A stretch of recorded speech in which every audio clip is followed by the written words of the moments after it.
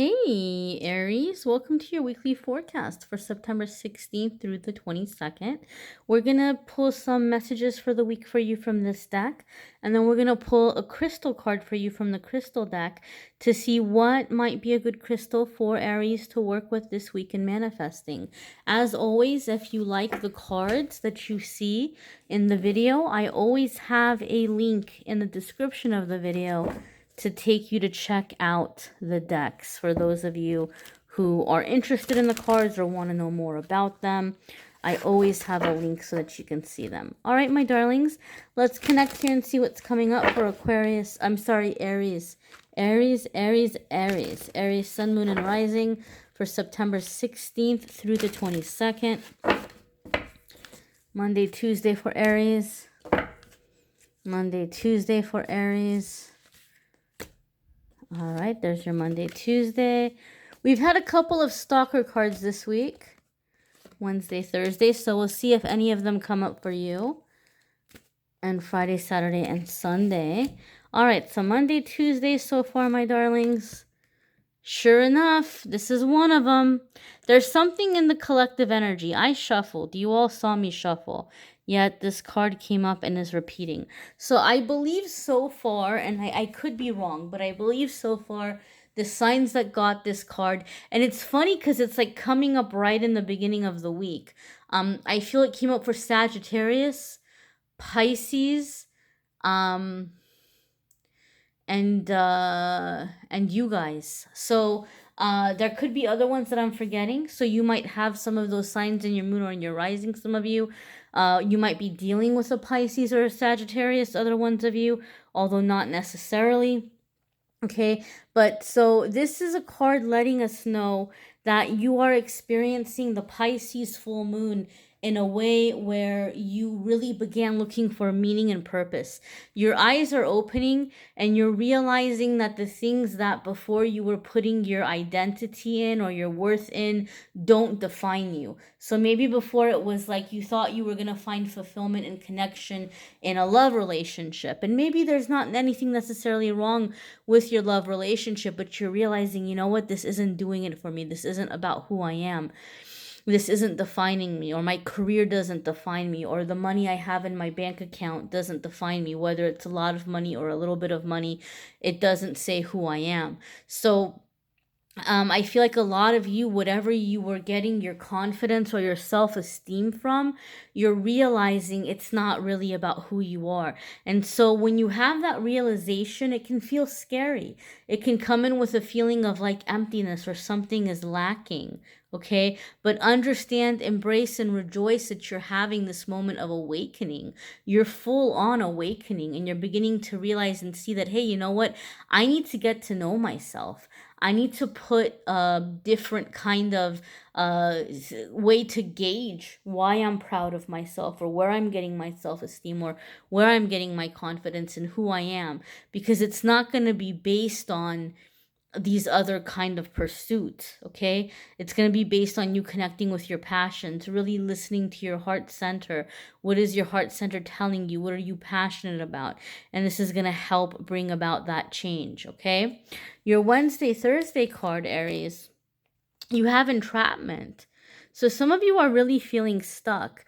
I do feel for some of you, you are looking at a relationship or a living situation that seemed like a dream come true when it first was approached to you or when it first came your way, right?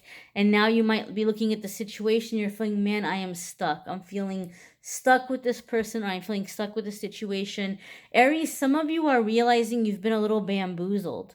Or maybe someone's accusing you of bamboozling them. And what I mean by this is sometimes people come into our life and they're super nice to us. They're super nice to us to win us over. They just kind of like come in and they love bomb us. Then we feel, wow, this person's really special. This person makes me feel very special. This person cares about me so much.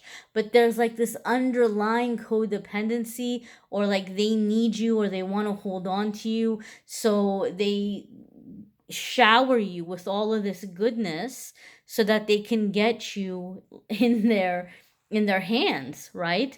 And so for some of you, maybe you moved in with this person, maybe you married this person, and now you're realizing that this person, when they do nice things for you, there's all kinds of strings attached.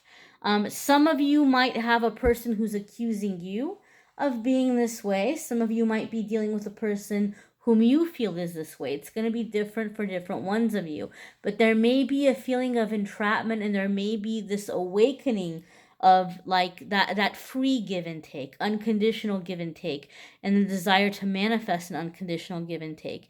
I do feel, Aries, that some of you are feeling very kind of entrapped within yourself by your own kind of guilt for certain things, or telling yourself that you messed up. Aries, you all can be very hard on yourselves. You guys have a reputation for being very competitive, but most Aries that I've known, I've never met an Aries that was like, hell-bent on trying to make me seem like I was less than them or outperform me. I haven't encountered Aries who've been competitive in that way.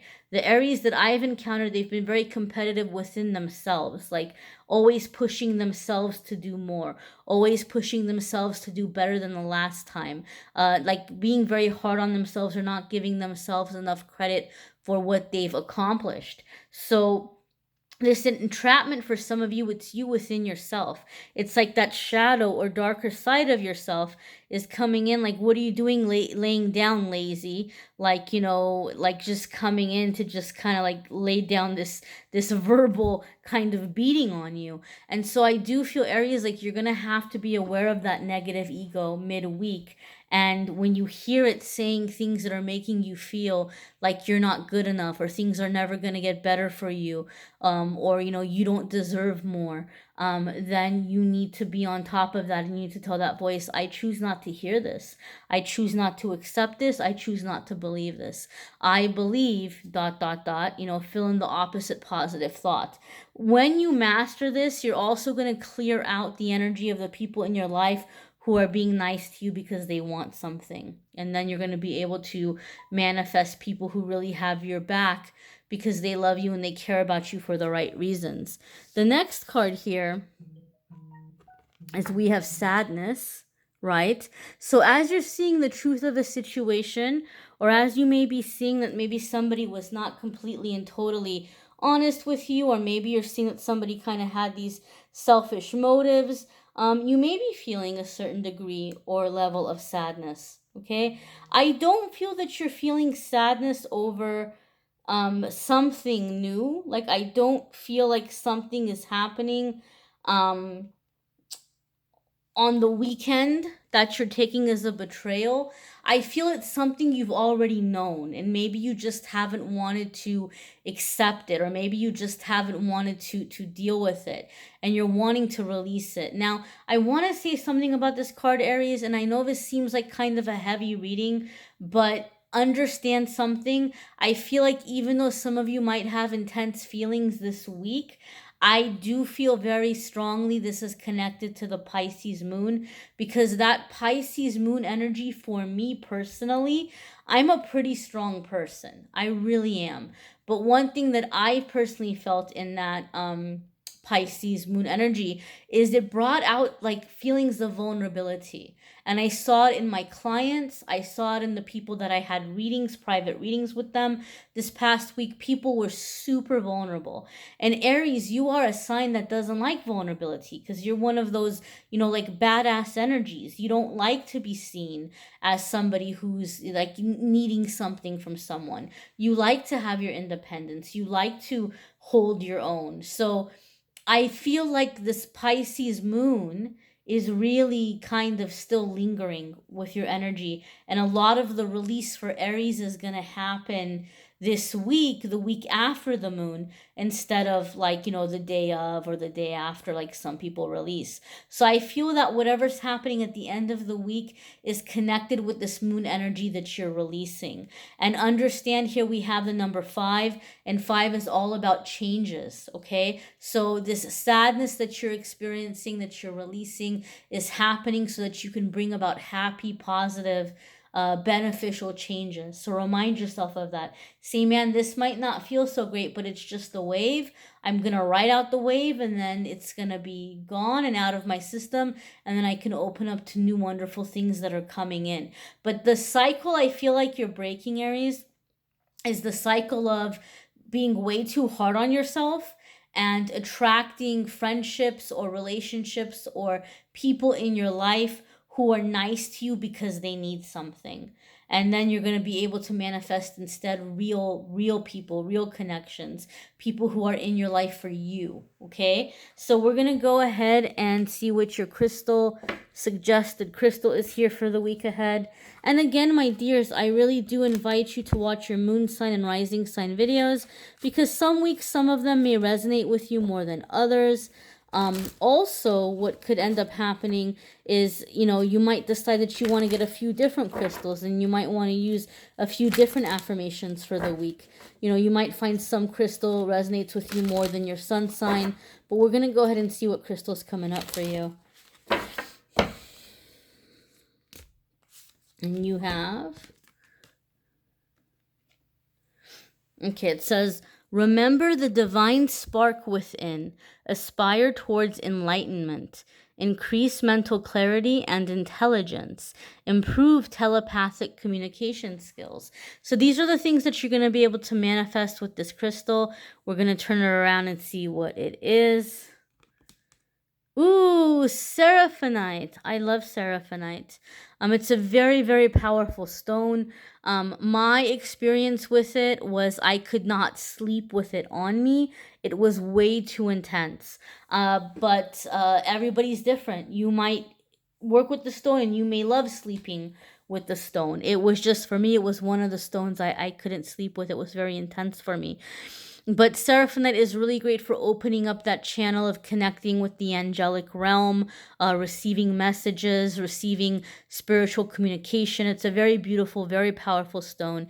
And your affirmation here is, my mind and spirit are connected with each other and the divine. Okay, so Seraphinite is being recommended for you. And you can just get a piece of Seraphinite. You can also find it in like pendulum form and rings and things. You do see a lot of Seraphinite used in jewelry, but you can just get a regular plain piece of Seraphinite. You don't have to get jewelry. And this could be a good affirmation for you to use. So there you have it, Aries. Some of you might be looking for more detailed love info. If you don't know, I do the love reading separate on my channel, but if you click on the link in the description of the video, it will take you to the love readings for September. The October love readings are going to be up early. They're going to be up before the end of this coming week, so in the next few days. So if you haven't already hit subscribe and notification, go ahead and do that. You'll get a notice when the October love readings are up. And also, my darlings, I just want to say, if you're looking for booking a private reading, the Calendly link is still there, and all of the information, the different reading types, the pricing, availability is there. But I'm going to become a lot more firm with the policy. I'm going to have to start rejecting certain readings. So if you're looking to book a reading soon, please listen to this. In the reading request, I ask you for the names of anybody you're asking me about, or like whoever's involved in the situation or scenario, and the date of birth. I also ask for a very brief background of what's happening. Okay, I'm not asking this to be nosy. I don't need last names. You don't have to give me anyone's last name. I'm not trying to track people down or find them. I don't need you to send me pictures of the people. I don't need to see pictures of them. All I need is a name or a nickname that they call themselves or they like to be called by. Okay, that's all I need. Not a nickname you gave them. It has to either be a nickname they use themselves, or their actual like birth name. So that's going to be very important for me so that I can connect with the energy. A person's name has a lot of energy, and I connect through the name. So that's important for me. I was doing it where I was reaching out to people and I was saying, hey, I don't have the information, or you didn't give me a background. You can't just write work, career, love, What about it? Are you trying to decide if you want to stay in a marriage or leave? Are you trying to decide between a couple of different people? Are you wondering if you're going to hear back from someone? Are you having a hard time finding people? Have you been single? Do you feel blocked?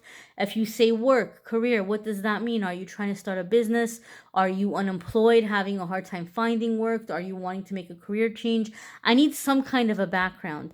Otherwise, what happens is the time that you pay for, I'm using a lot of that time to try to figure out your situation instead of telling you what's coming up ahead. And you'd probably rather hear what's coming up ahead. So if you can give me that information, I can give you a more thorough, more satisfying, like meatier kind of reading, like just give you more of the meat of it. So, and the names too are very important so I can connect with the energy.